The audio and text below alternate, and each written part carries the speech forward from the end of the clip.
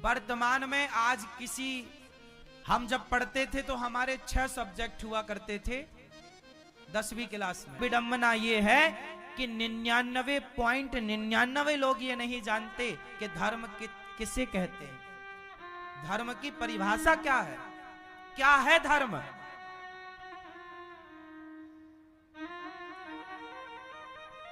आज की स्त्रियां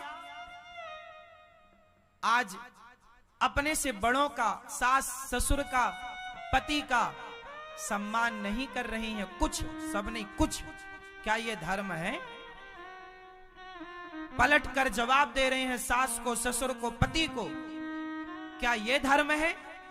और पुरुष लोग अपनी पत्नियों को मारते हैं, हाथ उठाते हैं। पूछो इन मर्दों से, क्या ये धर्म है? एक नारी को मारना, क्या ये धर्म है? आज कौन धर्म का पालन कर रहा है साहब? पितामह भीष्म मर गए, लेकिन सामने के रथ पर शिखंडी के होने से उन्होंने जान लिया कि स्त्री पर प्रहार नहीं करना।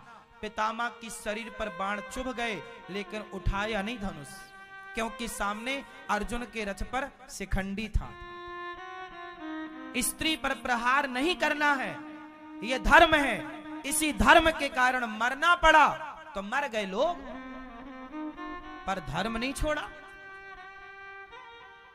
क्या हमारे देश में मुगल आए, तलवार गर्दन में रख के क्या नहीं बोला कि तुम धर्म बदल लो? लेकिन हमारे सनातनी मर गए पर धर्म नहीं छोड़ा। स्वधर्मे निधनम श्रेयः पर धर्मो भयावह। अपने धर्म में रहकर मर जाना अच्छा है, अपने धर्म का परित्याग करना अच्छा नहीं है। स्त्रियां गरीबी कितनी भी हो, बर्तन धुलकर कमाना पड़े तो कमाओ, लेकिन आप सोचें कि मैं अपना शरीर बेच करके पैसा कमा लूं, तो सवाल आपसे पूछा जाएगा, क्या यह धर्म है? आज उन वैश्याओं से पूछो जो देह व्यापार कर रही हैं, पूछो इनसे, क्या यह धर्म है?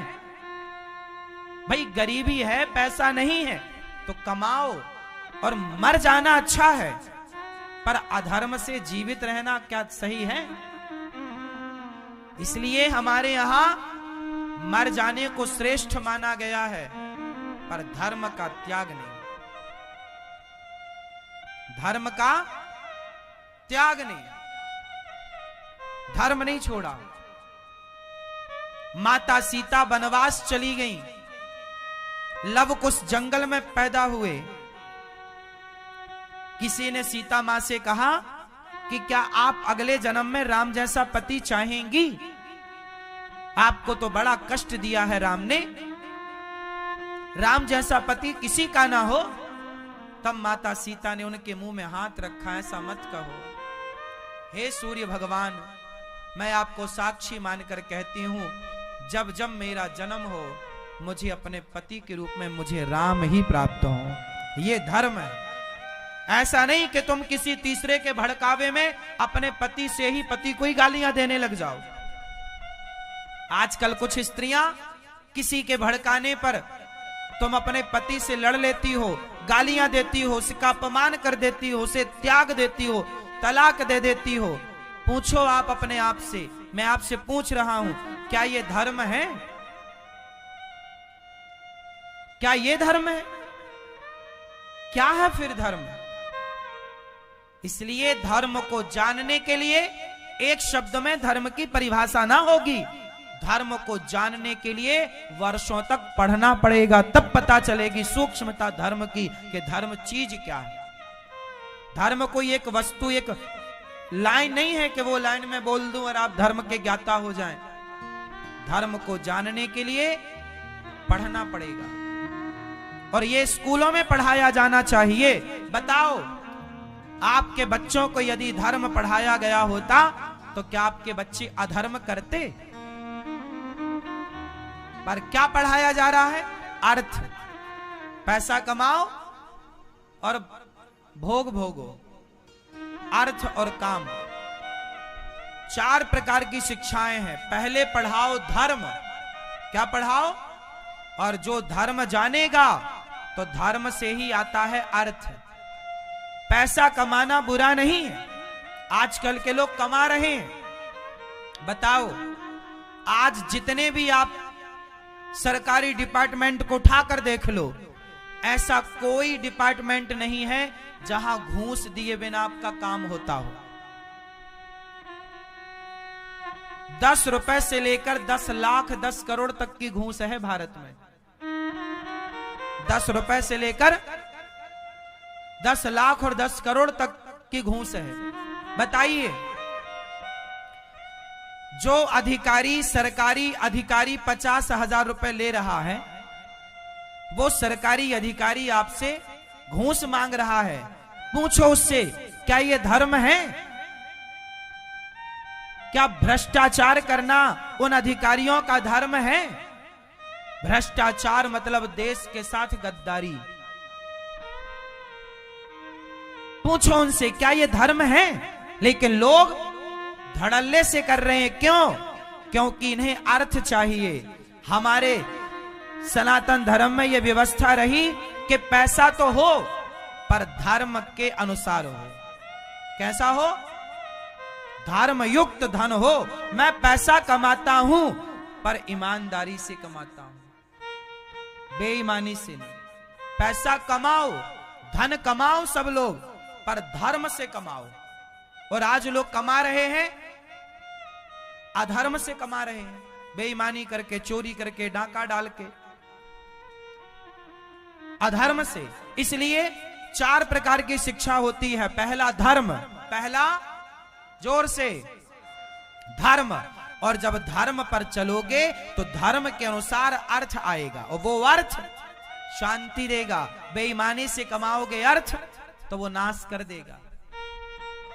तो धर्म से अर्थ आएगा, और अर्थ आएगा तो कामनाएं पूरी होंगी।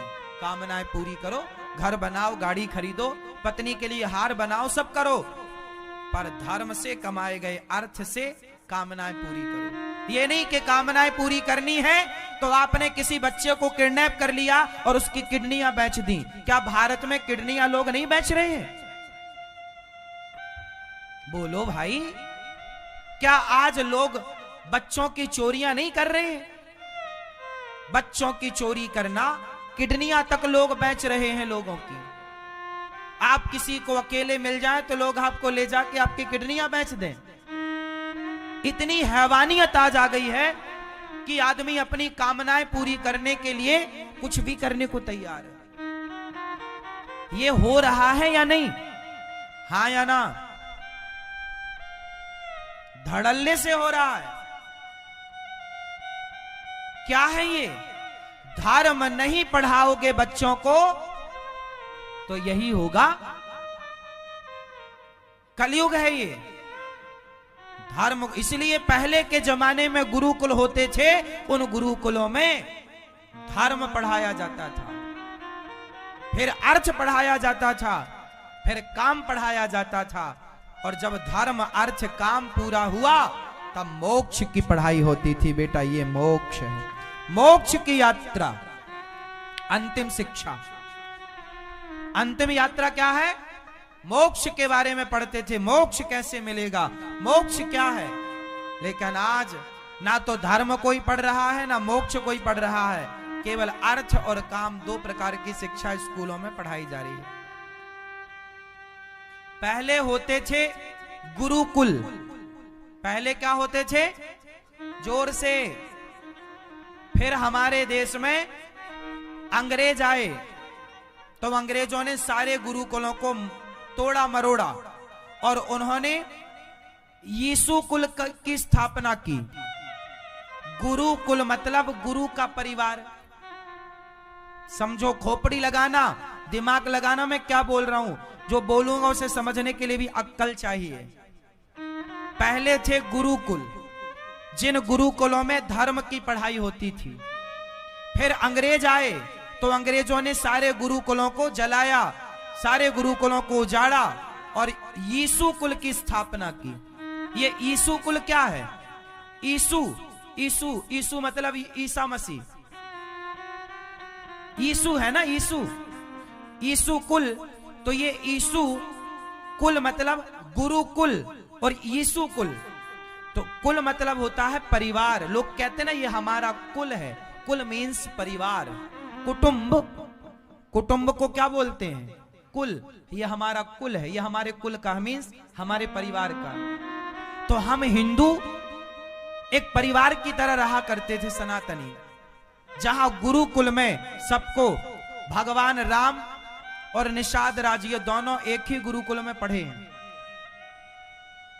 हमारे यहां गुरुकुलों में सबको पढ़ाया जाता था, कोई भेदभाव नहीं था। यदि भेद होता तो चाणक्य ने चंद्रगुप्त मौर्य को क्यों पढ़ाया? इसका अर्थ यह है कि कोई जातवाद का जहर था ही नहीं हमारे देश में, सबको शिक्षा का अधिकार था। यदि सबको शिक्षा का अधिकार नहीं रहा होता तो चाणक्य ने चंद्रगुप्त को क्यों पढ़ाया? इसका मतलब कि गुरुकुल में पढ़ने का अधिकार सबको था और सब पढ़ते थे, तो चाणक्य ने चंद्रगुप्त को भी पढ़ाया। तो हमारे यहां फिर गुरुकुल थे, जिस गुरुकुल में धर्म पढ़ाया, अर्थ काम मोक्ष पढ़ाया, उन गुरुकुलों को नष्ट किया और अंग्रेजों ने अपने यीशु कुल की स्थापना कर दी कि भाई तुम गुरुकुल वाले नहीं हो, यीशु कुल वाले हो। अब बताओ आप कौन हो, गुरुकुल वाले हो या यीशु कुल वाले हो? उत्तर दो। यीशु कुल मतलब ईसा मसीह का परिवार।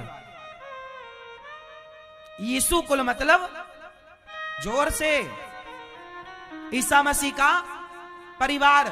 तो भाई आप अपना परिवार बढ़ाओ, आप अपना परिवार रखो, कोई हमें आपत्ति नहीं है, पर हम हिंदुओं में तुम यीशु कुल थोप क्यों रहे हो?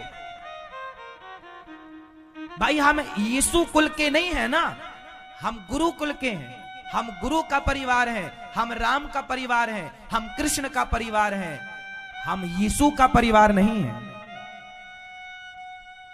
यीशु का परिवार ईसाई लोग हैं। आप किसका परिवार हो, राम का, कृष्ण का या यीशु का? जोर से। लेकिन आज के आजाद हिंदुस्तान में आज भी यही यीशु कुल बाद में स्कूल बन गए। यही यीशु कुल क्या बन गए? आप समझ नहीं रहे हैं कितना गहरा षड्यंत्र खेला इन अंग्रेजों ने। आज भी भारत में कॉन्वेंट स्कूल के नाम पर क्या नहीं हो रहा है? सारे ईसाई लोग स्कूलों में पढ़ा रहे हैं। तो मैं तो बच्चों को इंग्लिश पढ़ानी है। इंग्लिश के चक्कर में तुम्हारे बच्चे स्कूल जाते हैं तिलक लगाकर, तो स्कूलों में तिलक हटवा देते हैं, क्योंकि वो यीशु कुल है। और यीशु कुल में तिलक क्यों लगाएंगे वो, जबकि गुरुकुल में तिलक लगाया जाता है? बताओ भारत का पहनावा क्या है? पैंट शर्ट या धोती कुर्ता? उत्तर दो।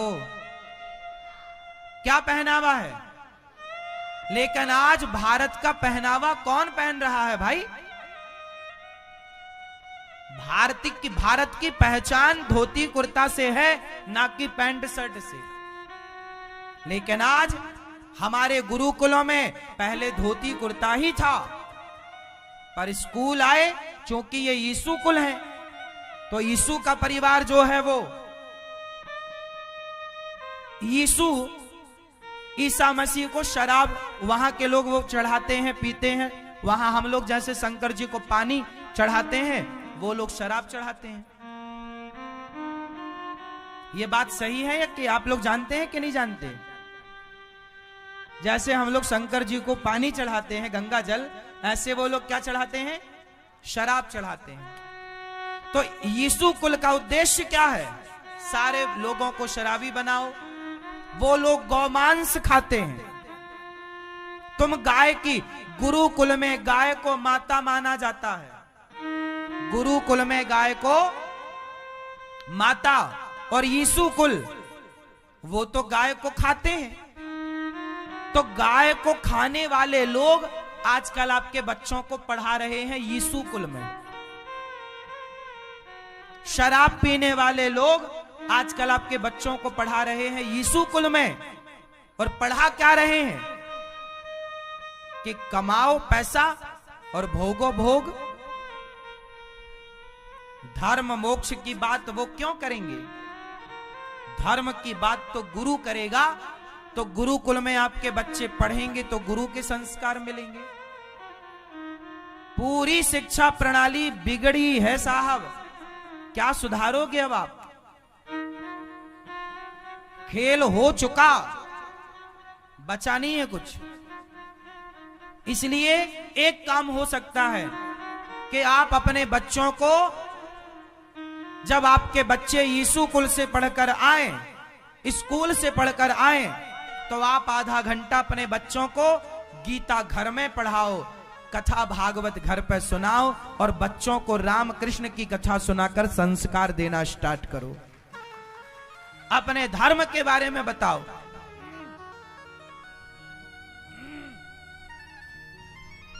आपके बच्चों को यह पता होना चाहिए कि राम कौन है, कृष्ण कौन है, वृंदावन क्या है, अयोध्या क्या है, सरयू क्या है, गंगा की महिमा क्या है, उन्हें यह पता होना चाहिए।